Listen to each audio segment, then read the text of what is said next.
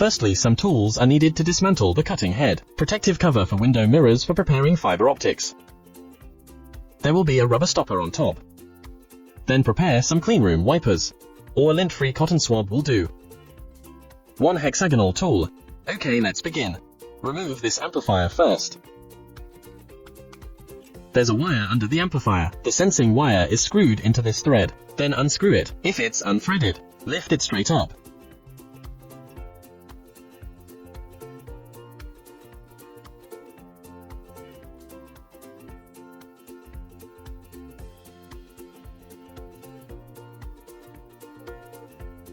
Remove the amplifier. Two covers can be removed.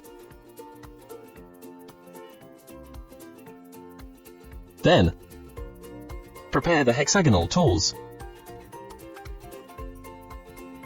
Or you could pull out all the airways on this side. Remove the trachea.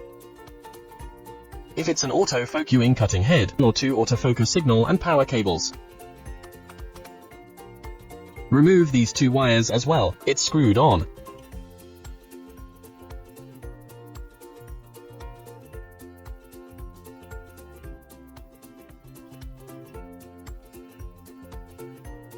And then the plumbing section. I have 3 sets of water pipes. Some products come in sets of 2, 4, 5 or 6. Then just remove the water inlet and outlet. This one is circulating under the water inlet and outlet.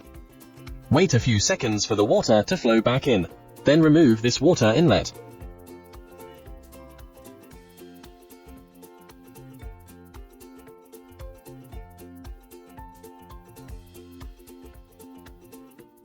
This place can be torn down or not.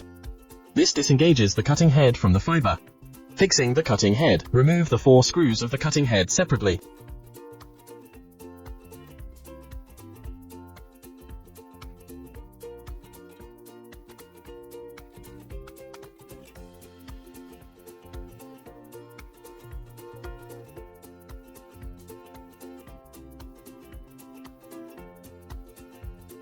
Last screw. Keep your hand on it to keep it from falling when you take it apart.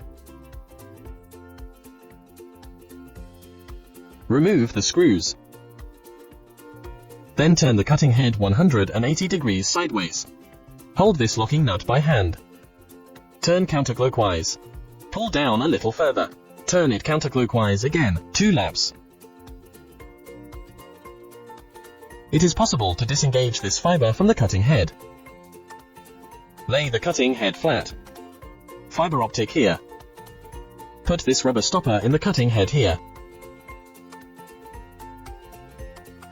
Put the fiber optic cap on. You can wrap paper tape around it if you have it. Prevents fiber optic caps from detaching. Finally, the cutting head is removed and sealed on. That's it.